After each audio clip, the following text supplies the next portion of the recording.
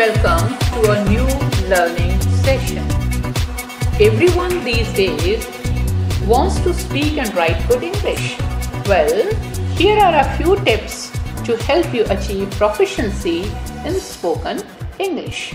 Please remember, spoken English can be a lot different from written English. It may differ depending upon the formal and informal use. Informally, we must use shorter expressions.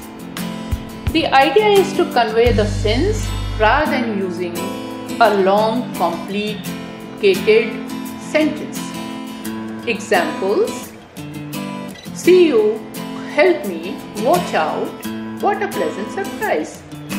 All these are short expressions which convey good sense. It is not necessary to possess a very rich vocabulary in order to speak spontaneously and effectively. We normally suffer from this impression that we must have a large vocabulary. Actually, it is not so.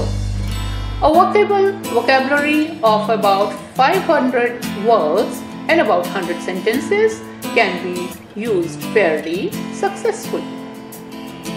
It is more important to use word sentences and phrases.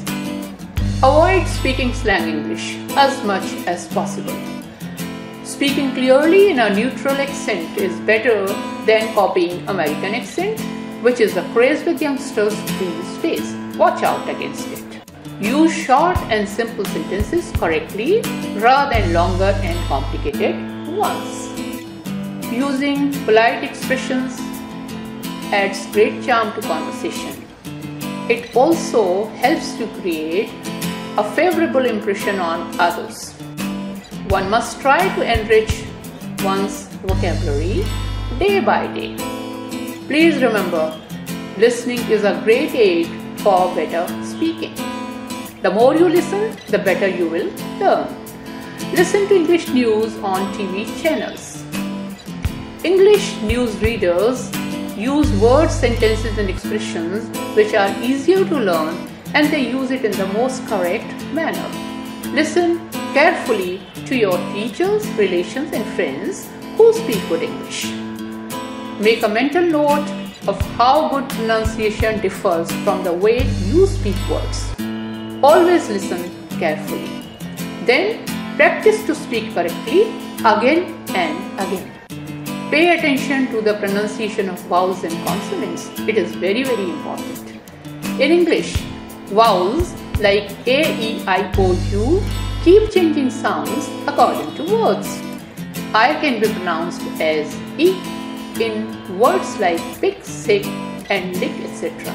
and as I in words like child, wild, tile and pile, etc. Similarly, E can be pronounced as A in words like pet, net, set, etc. or as E in words like enough, exciting and engage, etc. Consonants do not differ so much in pronunciation, but they have their own sound system. Sometimes consonants can be silent. There are examples. Please notice them carefully. Walk, talk, L is silent. In doubt, B is silent. In write, W is silent. In psychology, P is silent. There is one thing I would like to say. I am not here to discuss the rules of pronunciation. To that, we will come later. It is a different science and we can do it in some other lesson. Intonation also is very important. Intonation means the rise and fall of voice while speaking. Please pay attention to proper rise and fall of tone when expressing yourself. This will save you from sounding monotonous. I would suggest that in questions, your voice should rise a little towards the end. In statements and requests, it can be level or dip towards the end. In commands and orders, it may again rise towards the end. So these are a few rules which you must remember while expressing yourself. This is all about the session today. We'll meet again. Till then, have a good day. Thank you very much. All the best.